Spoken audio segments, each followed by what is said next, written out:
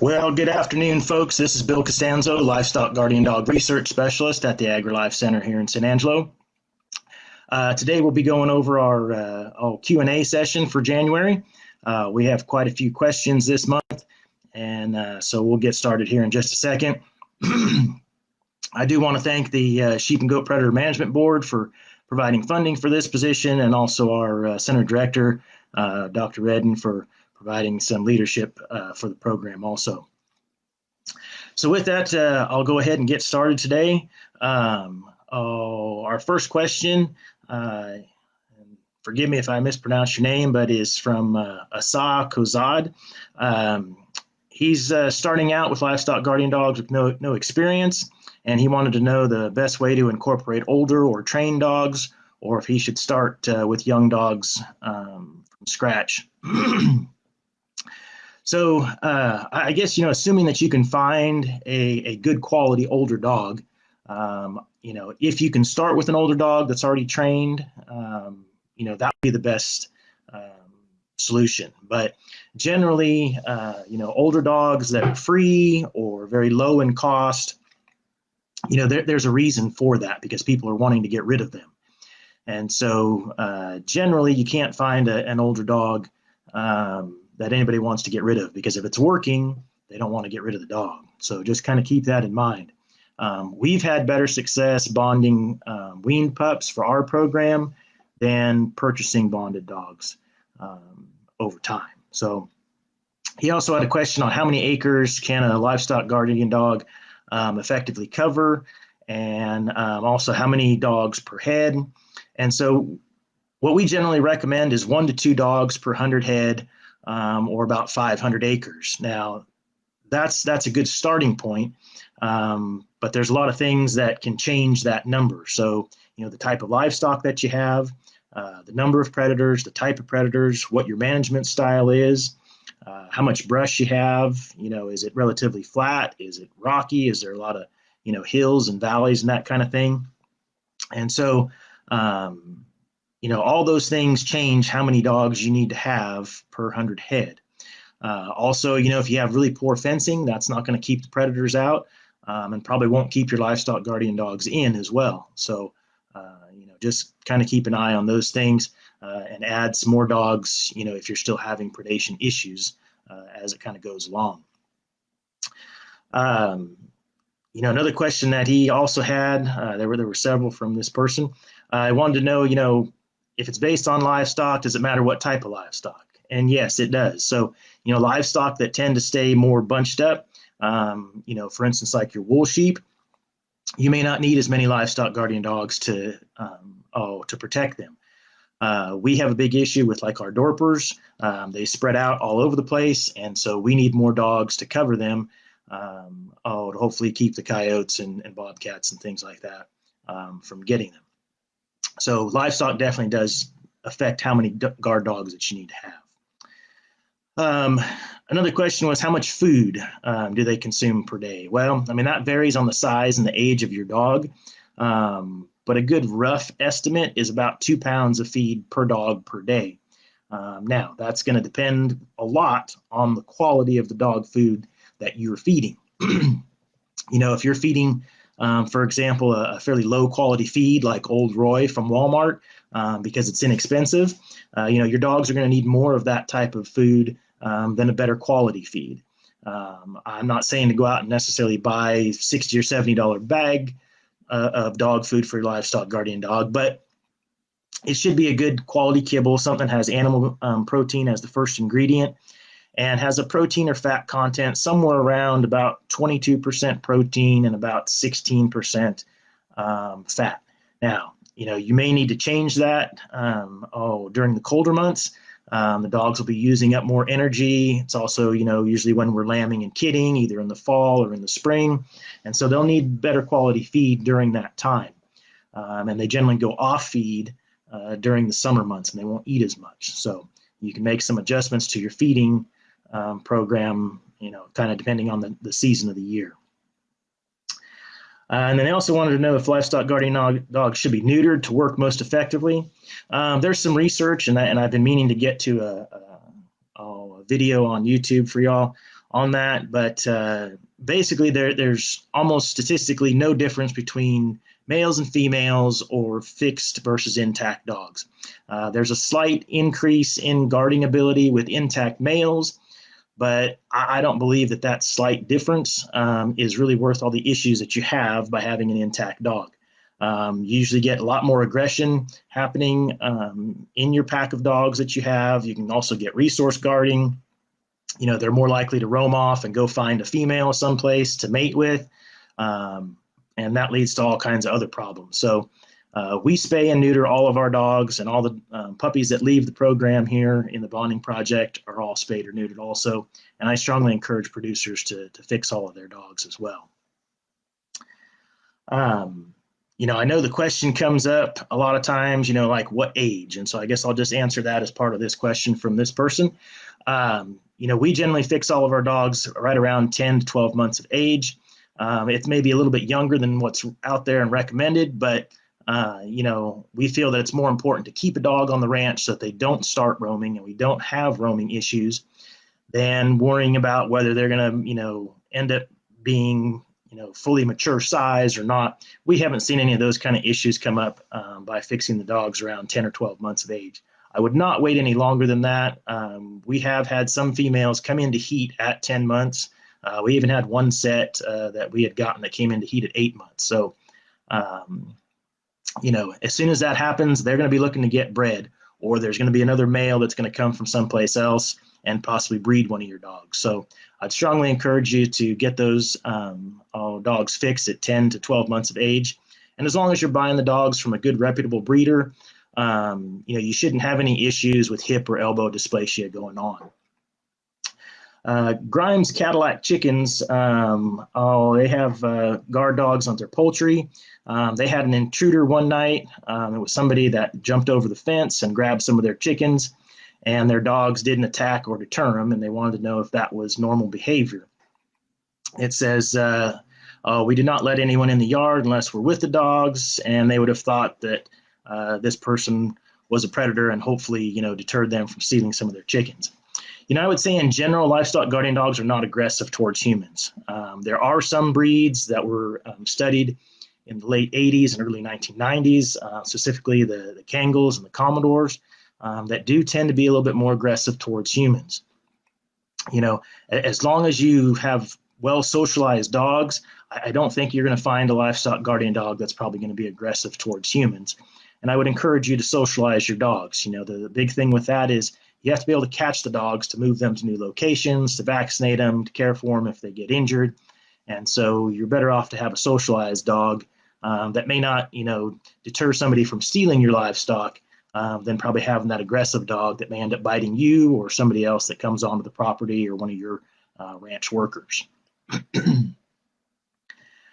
So our next question up was from Kyle Mack. He says he has a couple livestock guardian dogs that are very attentive to their flock, even cleaning the backsides of the sheep and apparently eating some feces on occasion. He wanted to know if that was something he should be concerned about or something he should discourage. I would say basically, Kyle, your dogs are showing that, you know, they're bonded to their livestock, and that's one of the things that we look for, is for them to do some grooming on the animals, licking their faces, you know, cleaning them up, that type of thing. The one thing I would encourage you, you know, you didn't say how old your dogs were, but if they're younger dogs, I would just, you know, caution you that, you know, during the first lambing or kidding season, that type of behavior could lead to, you know, the possibility of some lambs or newborn kids possibly being killed and eaten by the dogs, especially if they're chilled from some cold weather and not moving around a lot. The dogs will just assume that that's all part of the afterbirth, and they're going to eat all that kind of stuff to keep predators away. I mean, that's just a natural thing that's been bred into these dogs. And so just kind of be, you know, on the watch if these are younger dogs that you're having. The only other thing I would say is that, you know, there might be some parasites that they could possibly pick up, and so you may need to deworm the dogs a little bit more often if they're doing that kind of thing real regularly. So our next question today was from Mary Huber. She wanted to know if livestock guardian dogs are as effective as mules. against coyotes. And so I would say that yes, in general, livestock guardian dogs are more effective than donkeys, mules, or llamas.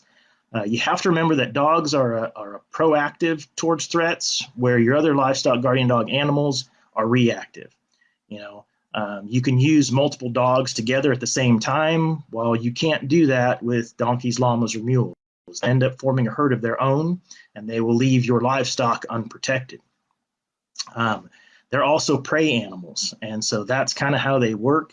Again, they don't go out and set up a territory, and that's one of the three ways that livestock guardian dogs work. Is they go out, they set up a territory or a perimeter around your property, and they regularly go out and monitor that and scent mark that area to keep other canines out of it. The second way that they work is kind of disrupting the behavior of predators. That's the barking that you hear of the dogs, in the early morning hours, late in the evening. They may even be patrolling more and leaving the herd during that time. The third way that the dogs work is really direct confrontation. And so if those first two things haven't deterred a predator from trying to eat some of your lambs or kids, the dogs will directly confront them and chase them off. I know there's lots of pictures on the internet, and some people have dogs that have killed 10 coyotes or whatever, but that really doesn't happen that often. Guardian dogs are generally a non-lethal method for controlling predators. Our next producer, Kimberly Johnson, she's having issues with a 1.5-year-old Akbash chasing some sheep and killing some lambs. Says the dog was bonded and raised around sheep, kept in a bonding pen with sheep, and did fine. However, once out in the open pasture, they found some injured sheep, and they caught the dog apparently actually killing a lamb. And so she wanted to know if there's any advice for rectifying those behaviors. And so I guess the first thing, depending on what was kind of happening with the dog killing the lamb, was it just carrying it around? Was it actually eating it? Was this a cold morning where the lamb might have been chilled? Generally, a dog is not going to go out and purposely kill any of your lambs or kids because it's hungry. Now, in extreme cases, if a dog hasn't been fed in a very long time, that could possibly happen, but most likely it's not going to happen. And so these are common things that we see, especially in dogs that are going through adolescence. And I would say if this dog's about 1.5 years, it's probably still going through some adolescent behavior. So to hopefully rectify that situation, the easiest thing is, if you can pull that dog back out from the pasture, put it in a pen or a small trap for 3 to 4 weeks with some rams or billies, they will teach that dog to not chase or bite or anything like that. Those mature males will generally not put up with that kind of behavior from the dog. And so they kind of help fix the dog for you. If that isn't an option for some reason, or maybe even in addition, I would definitely put a dangle stick on the dog to kind of help slow her down from chasing livestock. They work fairly well as long as you don't make them too heavy, where it kind of, pulls their neck down. They should be able to freely move around with one, but it should kind of slow them down from chasing. The other thing, if you've tried some of those things and they haven't worked, since this dog is already 1.5 years, I would probably also look at possibly using a shock collar. I would, have it cranked up to high. I wouldn't fool around with it because you need this behavior to obviously stop as soon as possible. And so each time that, you see her chasing or him, I would go ahead and hit the button. I wouldn't even worry probably about toning. I would just go straight to the shock to get them to stop that behavior. It is helpful, if the dog doesn't really see you in the area, because sometimes, if you shock the dogs a lot, they will equate the shocking with you, and then they may not want to come over to you when you need to catch them for some reason. So try to do it from a distance and just kind of, keep an eye on the dogs, especially if they're in a pen or, in a small trap where you can kind of see them from a little ways away. Our next question is from Tanner Vaughn. He wanted to know what the best way to introduce a livestock guardian dog to a new Border Collie puppy that he's going to be using as a working dog in the future. And so I guess the first thing that I would do, or I guess that we do with my own Border Collie when I take him out, is I always have him on a leash or, you know, penned up in the truck. And so there's some kind of a boundary between the border collie and your livestock guardian dog. That way they can kind of see each other and maybe smell each other, but you know, there's no way for one to, you know, bite or attack the other dog, or you can pull them away easily before that happens. You know, I would, you know, bring the border collie pup out on a real regular basis, so that the two dogs can interact all the time. You know, and it's kind of as time goes on, you know, maybe let the puppy off the leash, but keep the livestock guardian dog tethered or on a leash so that you have control of one of the dogs for sure, because the aggression is probably going to come from your livestock guardian dog. Again, as time goes on, you know, you can have both of them unleashed. I would still probably have them in a pen or a small trap, you know, for them just to interact with each other. As long as those things are going along good, you know, I would keep moving forward with that. And so the next thing that I would do is probably have the guardian dog tethered up, or in a pen, for instance, where he can see some animals being worked by your border collie. And the big thing is just make sure that at that point, when you go to that stage, that your border collie has a good down or a good recall, you know, ingrained in him already, so that he doesn't get after any of the sheep or goats and, you know, start to bite them where they cry out or anything like that. If that goes through okay, again, you know, the next time you come out after doing that for several times, have the livestock guardian dog out, you know, again, do this in a controlled atmosphere, in a pen or a trap of some sort, in case something happens. Once, you know, everybody's pretty much happy with each other and, you know, there's no issues between either dog, then I would say, you know, you're probably free to use the herding dog whenever necessary. I would probably just reintroduce the dogs each time, if that's possible, before you send the border collie out to round up your livestock. So those are all the questions that we have from producers this time. I do thank everybody for sending a bunch of those in. If you got any other questions right now, I do have a little bit of time. Feel free to post those in the comments, or if you need any clarification for those producers that did post some questions already. We do have one from Lexi. It says she just received a Pyrenees Akbash. What's the best start I can give him with guarding goats? He's 4 months old. So I guess, you know, since the pup's already 4 months old, I would still have him in a bonding pen of some sort. It doesn't necessarily have to be super small. You know, I guess that kind of depends on, you know, the background of the dog. And hopefully, you know, your pup was already with goats prior to this. If not, you know, the bonding window is pretty much closed at this point. So whatever he was or she was bonded with previously, that's probably what they're going to have a tendency to want to continue to guard.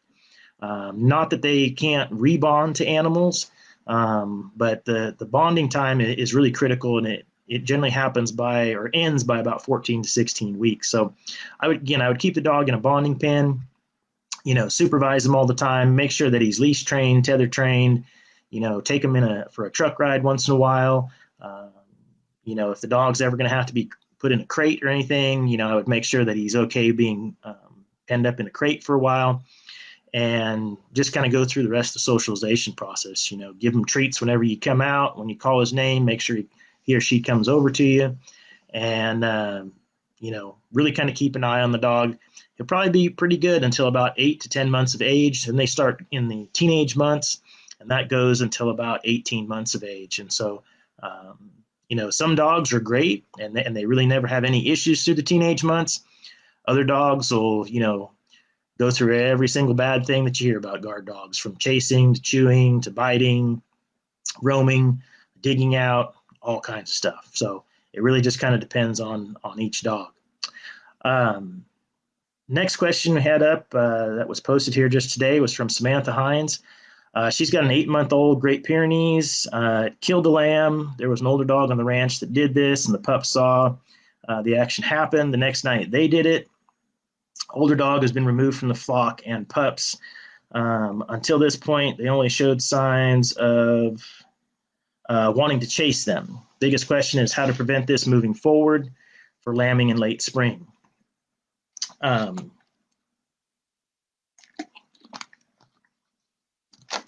So I guess this kind of goes back to one of the questions that I already answered earlier. You know, your pups are just starting that adolescent phase at 8 months, and so some dogs, you know, it's 8 to 10 months they start. It's kind of varies depending on the dog, but you know, I would move them into a pen where you can supervise them. You know, maybe set up a regular game camera or go out and buy one of those new ones that, you know, send pictures to your cell phone where you can monitor them all the time. And I would put them in, you know, if they're, you know, they're probably going to be chasing and that kind of thing. You know, again, have them in a pen with some rams. You know, as many mature rams that you have, and maybe some older, you know, cranky ewes if you've got them too. You know, those ones that are super protective of their lambs. Those are the kind of animals you want in a pen to help stop that kind of behavior from a younger adolescent dog. The other thing, you know, as far as picking up lambs and that kind of thing, you know, if you have any, like bottle lambs, for instance, you know, I know it's never good to lose a lamb, but one that you might be able to, you know, use as kind of a sacrificial lamb, you know, put them in the pen with the dogs and have a shot collar on them and monitor them, you know, from a distance. And as soon as you see them going over there, if they start to pick up the lamb or they start to chase the lamb, hit that shot collar. You know, I try to prefer to do some other things before we move the shot collar, but if these dogs are definitely killing for sure, you know, you need that behavior to stop. And it doesn't mean, you know, you need to get rid of them. You just need to correct this bad behavior. And that's a thing that happens a lot is people see some sort of bad behavior in one of these dogs and then they just want to get rid of them immediately. It's just like with any dog that you're training, whether it's a border collie or a hunting dog or whatever, you've got to correct that bad behavior. And it's the same thing with livestock guardian dogs. So those would probably be my three recommendations. You know, put them in a pen with some mature rams and some cranky old ewes. You know, put a dangle stick on them and probably a shot collar too, and try to monitor them from a distance as much as you can, and just kind of see what's happening. Next question today, AJ Champion. When it comes to socialization for vet visits and transport, how often do you recommend the practice? Once a month, 4 times a month? Well, as far as socialization, what we do in the bonding project, you know, we take 8-week-old pups and you know, they get socialized 3 to 4 times a week for about 5 minutes of, you know, what I would say is direct socialization. So that's actually, you know, myself or my student helper putting our hands on the dog, petting them, brushing them, gently rolling them over. We manipulate all of their legs and their paws. I check their teeth, check their eyes, check their ears. You know, just kind of rub my hands all over them. Those things are really important when your dog gets to be an adult. You know, at some point the dog's going to get injured. You're probably going to have to give them some sort of pain pill or an antibiotic. And, you know, I don't want to get bit by one of our dogs. So, you know, I definitely will stick my fingers inside the dog's mouth, run them around in there every time I go out. So every 3 to 4 times a week. You know, they also get a truck ride. They get leash trained during that time and tether trained also. So it makes things a lot easier, you know, when you have an adult dog and you've got to take them to the vet, for instance, so that, you know, they can be handled by the vet and by you. Next question is from Eric. It says, the lamb Kim was talking about was 90 to 100 pounds. The dog was well fed and in the pasture with 2 other guard dogs. Wow, that's a big size lamb for a dog to take down. Was that the pup that took down that lamb, Eric, or was that the adult dog that you moved out?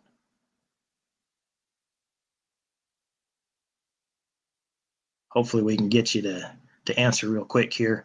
That's definitely pretty large. And, I guess I might go back to the question, for that large of a lamb for a dog to take down. Are you sure that those dogs are not mixed with some type of non-livestock guardian dog breed? Um, oh, okay, here we go. It was the young year plus dog. Okay. Sometimes the dogs will be a little bit more aggressive. Um, oh, if there's feed involved in it, whether it's their actual feed or not. I know several of our dogs, for whatever reason, really like the cake that we put out for the lambs and the sheep or goats. And they become a little aggressive towards them, you know, because they want to eat it too. And I'm not sure what the drawing card is for dogs and livestock cake, but there definitely is one. And so I don't know if there was some sort of feed involved in it, whether you were feeding or if the animals were close maybe to their feeding station. But that's definitely not typical behavior from a livestock guardian dog. Um, and so, okay, so it was an Anatolian Akbash. Akbash can, although they're one of my probably favorite livestock guardian dog breeds, they can be a little bit more aggressive at times. And so it could have been just a rare experience. I know it's tough to lose a lamb or even mature ewe from time to time, but these things do happen. And it's probably best that you did remove that dog and try to correct that behavior from happening again in the pups. And so, again, I would go back to probably putting that dog and those pups in a small pen and, keep an eye on them. Get one of those cellular game cameras so that you can see what they're doing all the time, and and have some mature rams with them that kind of won't tolerate some of that type of behavior. If you've got a lot more questions or if you need some more help,